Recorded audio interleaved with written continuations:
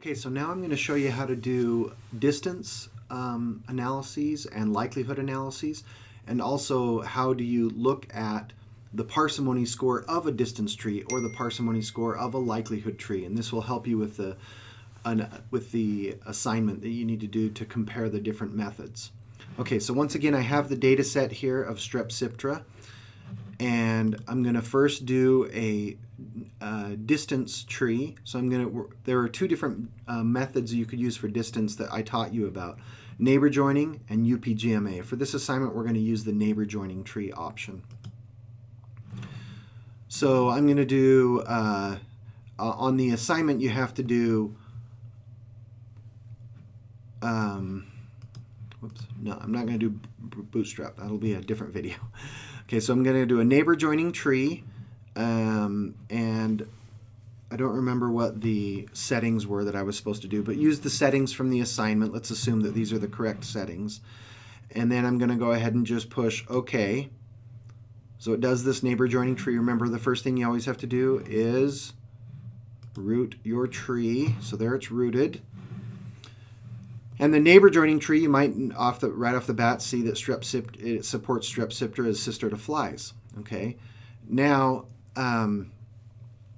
what we want to do is, this is by the way, the sum of branch lengths. That's the score of the neighbor joining tree. Now, what I want to do though is see how many steps, how many parsimony steps does this tree cost in a parsimony framework. So I'm going to export the tree. So come up to the top where it's File, Export Current Newick Tree. You can keep the branch links on, that's fine. OK, and you get this tree here. Now this tree you need to save. So I'm going to push Save. And it asks, where do I want to save it and what do I want to save it? I'm going to save it to just my desktop for now. And I'm going to let it be called, just so I keep track of this, NJ for neighbor joining .nwk. You could use .nwk. You could also use .tre. Remember, the extension at the end doesn't matter. It's just a way for you to remember what it is, and some programs automatically recognize those extensions, and so they'll open up in very specific ways. So it's fine to just leave it on .nwk, but remember, it's just a text file. Okay, that looks just like this, right? What's underneath this parenthetical notation text file. Okay, so save, and I already had a version of it on there, so overwrite, yes. Okay, so now what I'm going to do is I'm going to come back to here. I can just, I can leave that here if I want. And I'm going to do this other method here called user tree. Okay, so I click on user tree, and I'm going to analyze a tree using parsimony. So I need to find the tree, so I click use a tree from File. I'm going to go to the file, to my desktop, and there's that nj.nwk. It actually recognizes it right there, and then open it, and then OK. And so it now analyzed the tree from the distance analysis. So let me come back to that tree, right? This tree right here. And let me get both. Oh, is there not a way to open both of them up? Okay, here we go. I'm going to get to where I can open both of them up, right? So this is the tree that was from the distance analysis. This is the same tree, but now analyzed in parsimony.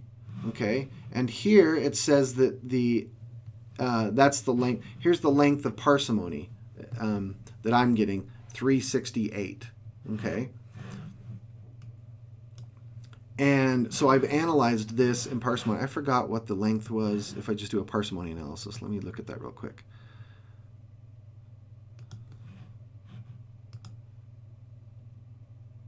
Oh, it's also 360. I think there's a different data set that I've given you. I might be using a slightly different version of the data set, where I think when you analyzed the best distance tree, it was not 368 steps, but 369 steps. But the point is that it's possible, given the same data set, that one method of tree reconstruction will give you a better, or one optimal tree, and that another method of tree reconstruction will give you a different optimal tree. That's what I'm trying to show you. In this case, it's actually the same tree. So I think the different data set that I had you analyze on the assignment actually has it differently.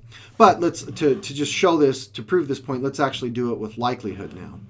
Okay, so now I'm going to go back to here, and I'm going to do a phylogeny maximum likelihood tree. I don't know what, I'm going to look real quick to see what were the settings that I asked you to do. I forgot what they were. So I'm going to open that up real quick. So let's see. It says when I get down to the likelihood tree, we're going to be using test of phylogeny, Tamura 3 parameter with rates gamma 5. Okay, so let's use those settings. Tamura 3 parameter, gamma, and 5. Use all sites. Okay, the rest of that should be okay. All right, so now I've got a tree. Need to root the tree, remember? All right, so now, right off the bat, what you should notice, though, is that in the likelihood tree, Strepsiptera is supported as sister group to Meloe and Tenebrio. Now that's different, right, than what we've been seeing. We've been seeing that Strepsiptera is supported as being sister group to the flies. Here in the likelihood analysis, it gives us a different way of thinking about that. So let's take that tree and export current tree. Okay, and this one I'm going to save as ML, and I'm going to save it again on my desktop. Save. Okay, and close that down. Now come back to here, do a user tree, and analyze by parsimony, and I'm going to analyze that tree that I just saved on my desktop, ml.nwk, open, and then analyze it. Okay, now notice that the length of the tree is 374 as opposed to a length that was 368. It's longer. In fact, it's 6 steps longer, right?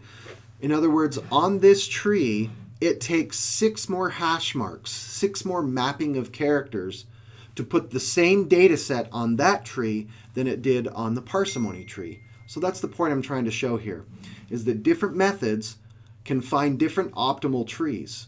And so when you are doing your own analyses, you need to think about this. You might try each of the different methods and see what tree you're getting and see if that changes your overall conclusion. Because here it is making a different statement about who are the Strepsiptera most closely related to. Are they more closely related to flies, or are they more closely related to beetles? So that's kind of the point of this assignment.